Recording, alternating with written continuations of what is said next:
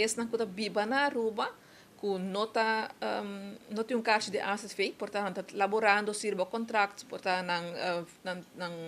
não tem vergunning, paquete na Aruba, pero não tem asset fee, a pessoa aqui também está vindo remarque para a vacunação. O que não me está apresentar com ele está uma prova, se não está trabalhando na Aruba, uma prova que não está trabalhando na Aruba, uma prova de trabalho, não pode apresentar também com um passaporte, identificando que não está na Aruba, mas que 6 lunas acaba, se é portanto legal ou portanto hasta ilegal. Isso não é importante para o Departamento de Saúde Pública, nós está brigando crise de saúde, e isso aqui significa que toda pessoa tem direito a receber vacunação, tanto tem que não viva na Aruba. Que como que sabe que o turista que está na Aruba de vacação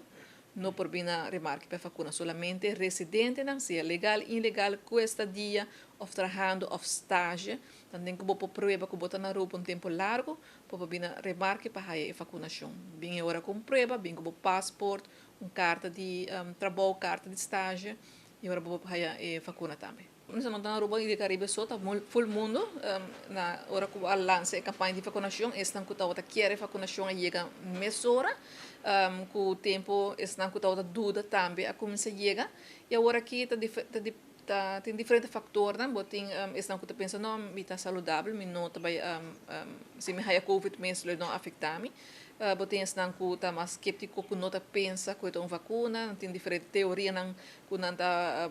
tem nada pensa na coisa que não tem vacuna, dus e botem estão ainda por motivo de labor não por chega, dus tem diferentes fatores, no momento que nós está bezig está deliberando diferentes fatores que porta interromper a pessoa para chegar cerca de nós, para nós mesmos oferecer isso aqui de uma maneira ou outra para chegar cerca de pessoa não, dus agora que nós estamos indo na diferentes hotéis não, dando charla não, dando informação e dando a possibilidade de viajar para poder registrar a pessoa no hotel não, na diferentes companhias não também, assim um tique mais acessível para a pessoa. De modo que a pessoa também pode se tem pergunta é por se sabe que é profissional pode por mais confiança, mas não sabia se já nós temos 57.517 pessoas vacunadas na Aruba, então é para indo hopi bom e complicação não com hopi gente meio de não tá hopi limita, não sabia se na Aruba não sabe dolor de mão também não tem stave, tem pessoa com haia quentura, dolor de cabeça, pero condição grave tá limita. Que não sabe duas pessoas com a condição de alergia, então um tique grave, mas aqui não é preposto um tour medicamento e um tour especialista presente para atender que caso aqui mesora e tudo coisa que na hopi bom.